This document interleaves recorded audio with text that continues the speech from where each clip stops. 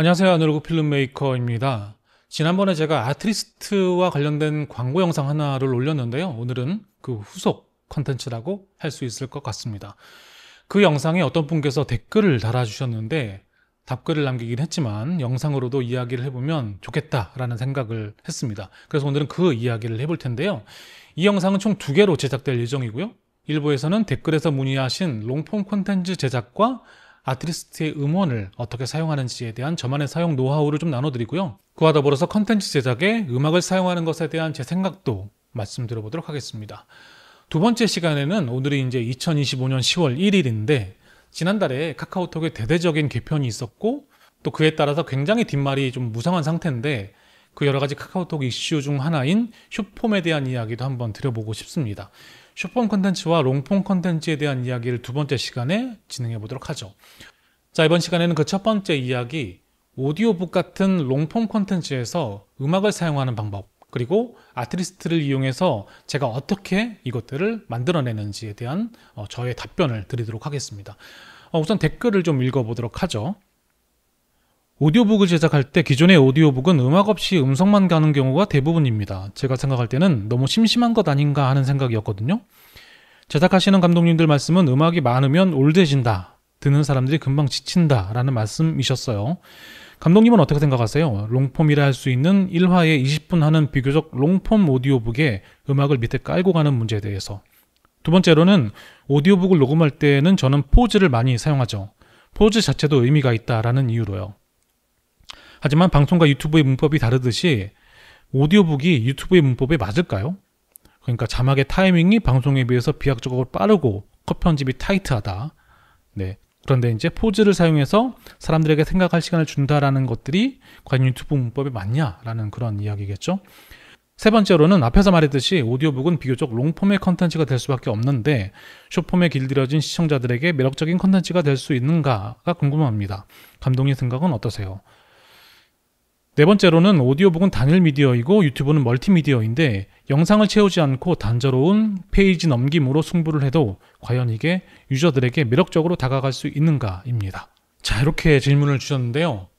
크게 4가지 부분에 대한 질문이셨는데 이것저것 답을 해보도록 하죠. 첫 번째, 그 음성 기반의 오디오북을 제작하시는 중인데 음악이 없어서 너무 심심한 거 아니냐라고 말씀을 해주셨어요. 그래서 이제 음악을 넣고 싶은데 주변에 이제 영상 제작 감독님들이 촌스럽다, 듣는 이들이 지친다라고 이렇게 지적을 하시는 상황인 것 같습니다. 우선 저는 영상을 창작하시는 분들이 음악을 사용하는 심리에 대한 이야기를 먼저 좀 해보고 싶습니다. 영상을 만드시는 여러분들은 왜 음악을 사용하시나요? 네, 첫 번째로 꼭 넣어야 하니까, 습관적으로죠, 그렇죠? 없으면 안 되니까. 두 번째로는 댓글 쓰신 분의 그 말씀처럼 뭔가 심심하니까, 빈 공간이 많으니까 넣는다라는 거죠. 자, 세 번째로는요, 영상이 어떤 목표로 하는 분위기로 가는 데 있어서 가장 빠르고 효과적이기 때문에 라고 생각할 수도 있겠죠. 저는 음악은 창작자의 욕망이 반영되는 첨가제다라고 정의하고 싶습니다. 모든 창작자는 특별한 어떤 특정 구간에 어떤 내가 의도한 감정을 심고 싶어 하고요. 또 그 지점에 동일하게 시청자들도 반응하길 원합니다. 그리고 이런 욕망을 가장 직설적으로 표현하는 데 최적인 도구가 음악인 거고요. 누군가가 인터뷰를 할 때 눈물을 흘려요. 그럼 그 부분은 감정적으로 이만큼 올라와 있는 상태거든요. 부스트업도 시켜야 되겠죠. 그러니까 이런 경우에는 창작자들은 이제 음악을 사용하는 거죠. 굉장히 웃긴 장면이다. 그러면 뭔가 코믹한 음악을 깔겠죠. 그런데 이렇게 음악으로 감정을 휘두르는 게 너무 효과적인 도구이다 보니까 반대편에서는 이런 창작자의 의도가 너무 노골적으로 비친다는 단점이 있습니다. 어떤 특정한 상황에서 음악이 나오는 게 조금 민감한 시청자들에게 어떻게 읽히냐면 제작자가 지금 여기서 당신이 감동을 받아야 한다라고 강조하고 있습니다. 이렇게 읽힌다는 겁니다. 너무나 효과적인 툴이지만 너무나 쉽고 가벼워 보인다라는 겁니다. 아마 그걸 주변의 감독님들께서는 이제 올드해 보인다, 피곤해진다 이렇게 표현했을 수도 있겠습니다. 그래서 저는 개인적으로 가장 좋아하는 영상 제작의 방식, 스탠스는 최대한 중립적으로 만들기입니다. 물론 우리는 중립적일 수 없습니다. 하지만 이 스탠스는 우리가 영상을 제작할 때 계속 리마인드 해야 된다고 생각합니다.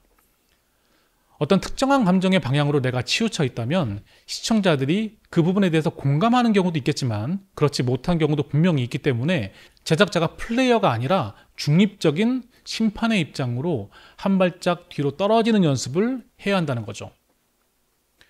댓글 주신 분께서 오디오북이 너무 심심한 거 아니냐 라고 하셨는데 저는 심심한 게 차라리 낫다. 중립적인 스탠스라는 그런 차원에서 말이죠. 좀 더 본질적인 이야기를 해보도록 하죠. 오디오북이면 수필 정도라고 생각할 수 있겠죠. 사실 음성이 나오지만 정확히 말하면 이건 텍스트를 읽어주는 거잖아요. 멀티미디어 컨텐츠이지만 사실은 책이라는 미디어에 더 가까운 컨텐츠입니다. 여러분 책을 읽을 때 음악이 나오나요? 그렇진 않잖아요. 오디오북은 기본적으로 책과 동일하게 작동한다라고 봐야 하고 그 글의 문장들에 의해서 독자들의 상상력이 최대한 자극되어야 맞겠죠. 만일 부가적인 음악을 넣고 싶다면 제가 아트리스트 영상에서 말한 것처럼 70%의 여백이 있는 음악을 사용해서 오디오 콘텐츠의 내용과 부딪히지 않게 섬세하게 터치해 줄 필요가 있습니다. 오디오북을 듣고 있는 평균적인 청취자들의 어떤 감정의 데시벨을 측정하고 예측하고요. 그보다 낮은 파동의 음악을 사용해서 청취자들이 방해받는 느낌이 아니라 조용히 이렇게 떠밀리는 느낌으로 음악을 사용하면 됩니다. 이렇게 말로만 하니까 잘 안 와닿으시죠? 실제로 예를 하나 들어보도록 하겠습니다. 가상으로 제가 챗GPT에게 글을 쓰도록 했고요. 11랩스로 성우를 만들었습니다. 하나의 실험과 같은 상황이니까 스킵하지 마시고 세 가지 예시를 잘 들어보시면 좋겠습니다. 첫 번째 예시는 그냥 나레이션만 깔려있는 음원이고요. 두 번째는 그 나레이션에 배경음악이 계속 깔려있는 음원입니다. 그리고 세 번째는 제가 제안하고 있는 형태의 방식의 음원인데 오디오북을 듣듯이 눈을 감고 들으셔도 좋겠네요. 한번 직접 들어보시고 이야기 나누시죠.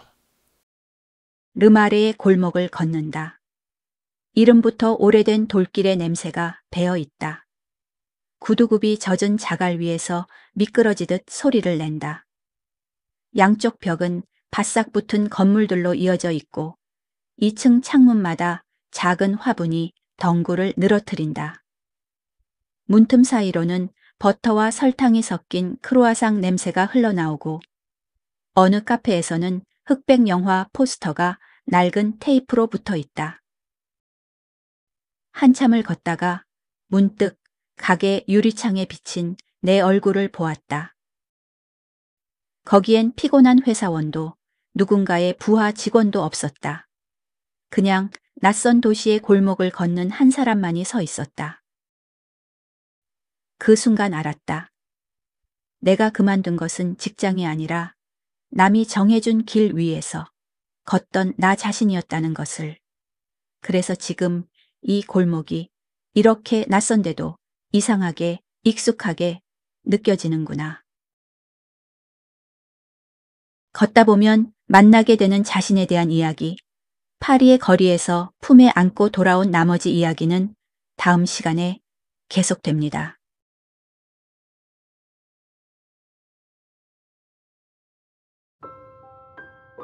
르마르의 골목을 걷는다.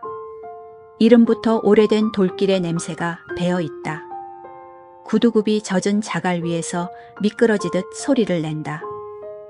양쪽 벽은 바싹 붙은 건물들로 이어져 있고 2층 창문마다 작은 화분이 덩굴을 늘어뜨린다. 문틈 사이로는 버터와 설탕이 섞인 크루아상 냄새가 흘러나오고 어느 카페에서는 흑백 영화 포스터가 낡은 테이프로 붙어 있다. 한참을 걷다가 문득 가게 유리창에 비친 내 얼굴을 보았다. 거기엔 피곤한 회사원도 누군가의 부하 직원도 없었다. 그냥 낯선 도시의 골목을 걷는 한 사람만이 서 있었다. 그 순간 알았다. 내가 그만둔 것은 직장이 아니라 남이 정해준 길 위에서 걷던 나 자신이었다는 것을. 그래서 지금 이 골목이 이렇게 낯선데도 이상하게 익숙하게 느껴지는구나. 걷다 보면 만나게 되는 자신에 대한 이야기, 파리의 거리에서 품에 안고 돌아온 나머지 이야기는 다음 시간에 계속됩니다.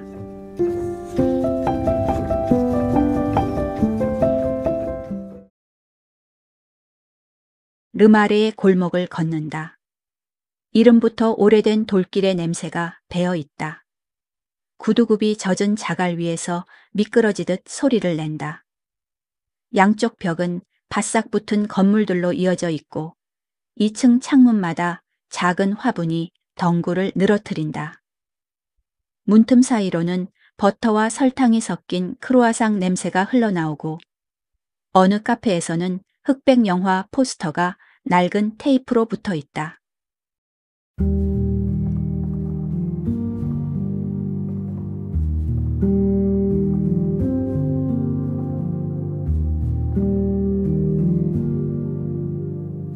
한참을 걷다가 문득 가게 유리창에 비친 내 얼굴을 보았다. 거기엔 피곤한 회사원도 누군가의 부하 직원도 없었다.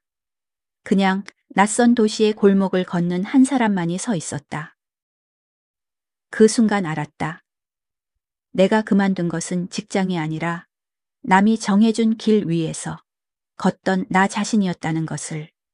그래서 지금 이 골목이 이렇게 낯선데도 이상하게 익숙하게 느껴지는구나.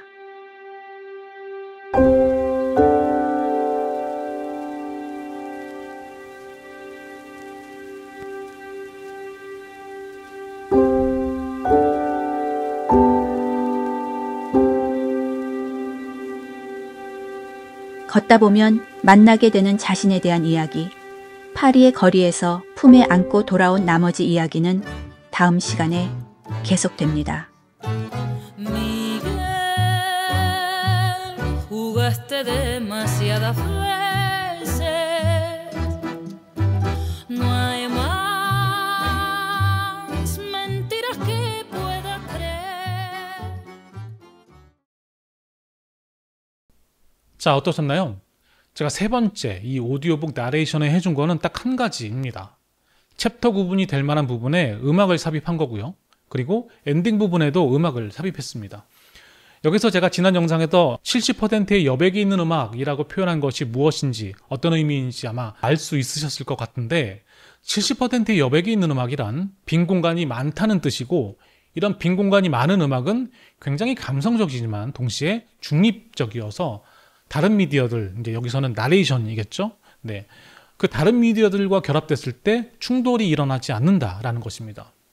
이렇게 70% 정도나 많은 빈 공간을 가진 음악이라도 이게 나레이션의 배경에 계속 깔려 있다면 청취자들은 서로 부딪혀서 이것들이 서로 부딪혀서 꽤 피곤하다라고 여겼을 수도 있습니다. 그래서 이렇게 서로 부딪히지 않게 넣었고요. 제가 생각하기에 음악이 오디오북의 내용이 담고 있는 감정의 피크를 치지 않을 정도의 곡으로 잘 성정됐다라고 생각합니다. 이렇게 배경음악을 전제로 한 음원들은 실제로 음악 감상용으로는 적절하지 않습니다. 뭔가 비어있다는 느낌이 드니까요. 그래서 여러분이 이제 OST 음반을 들어보면 타이틀곡 몇 곡을 빼고는 상당수의 곡들이 굉장히 좀 이렇게 허전하다라고 느끼실 거예요. 당장 아무 OST 앨범을 찾아서 들어보시면 되는데 이런 곡들의 특징은 당연히 가사가 없어야 하고 단조롭고 뭔가의 패턴이 반복된다라는 특징이 있습니다.